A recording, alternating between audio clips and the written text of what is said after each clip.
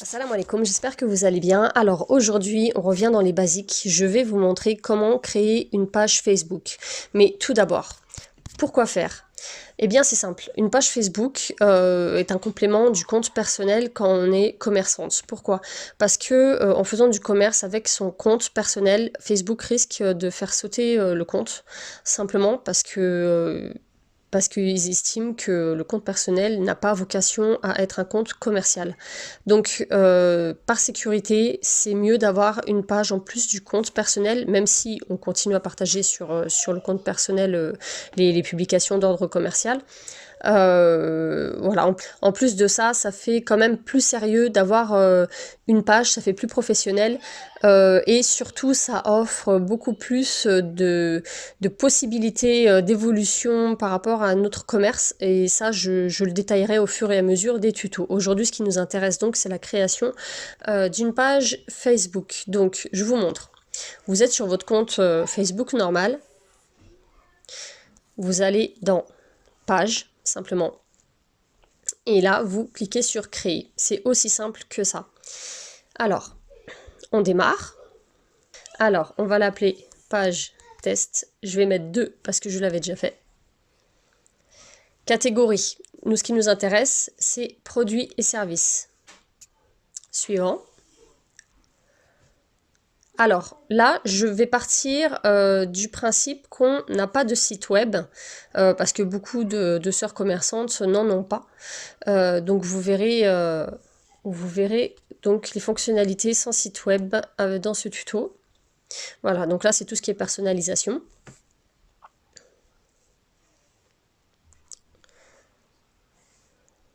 Voilà, la page est créée, c'était pas plus dur que ça. Donc via le téléphone, il faut télécharger l'application page.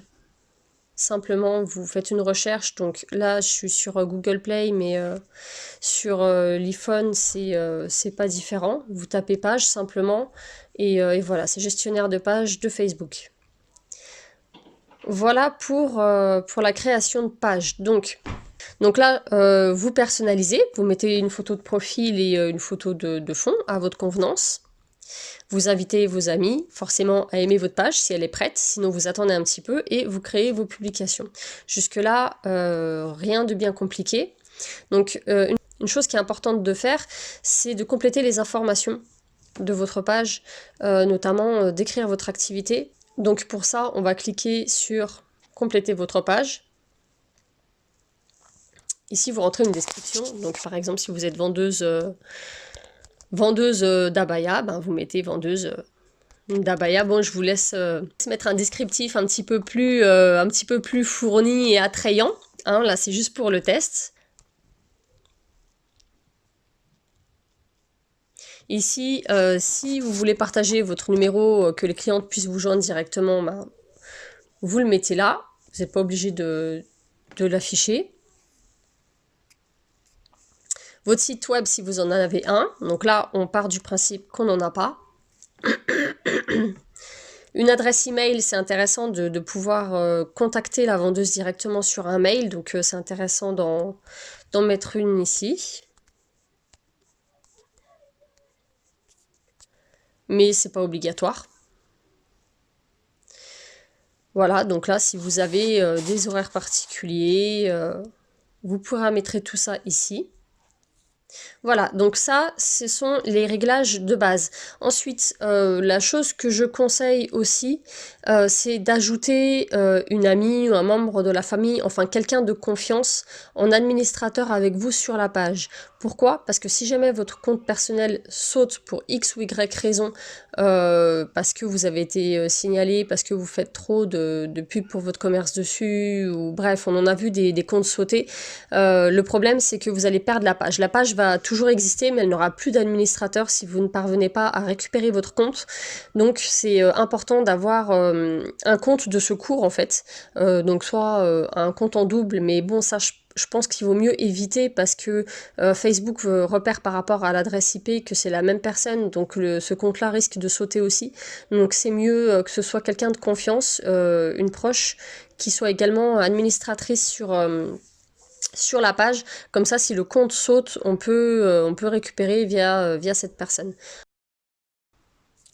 Donc pour faire ça, c'est simple, on va aller dans Paramètres, Rôle de la page. Voilà, donc là c'est moi, l'administratrice, et donc on ajoute une personne. Il demande de loguer pour être sûr que ce soit pas un piratage, donc il faut remettre son mot de passe ici. Et alors je vais le faire. Simplement, on recherche la personne. Voilà, on choisit son rôle, donc il faut que ce soit administrateur, sinon ça servira à rien. Donc c'est pour ça qu'il faut vraiment que ce soit quelqu'un de confiance. On clique sur ajouter et voilà. Votre page est sécurisée en cas de souci. Voilà, votre proche pourra vous remettre en tant qu'administrateur sur la page si vous êtes obligé de créer un nouveau compte. Donc il y a tout un tas d'autres options qui sont possibles via la page, mais je vous ferai des tutos séparés pour pas que ce soit trop long.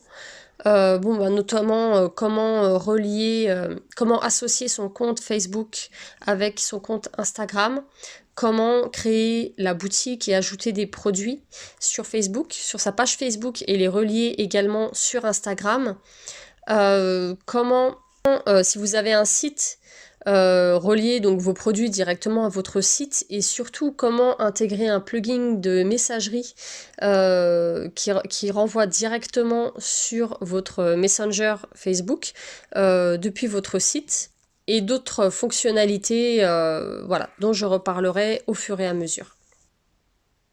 Retrouvez la suite des tutos qui concernent la page Facebook dans notre bibliothèque de ressources.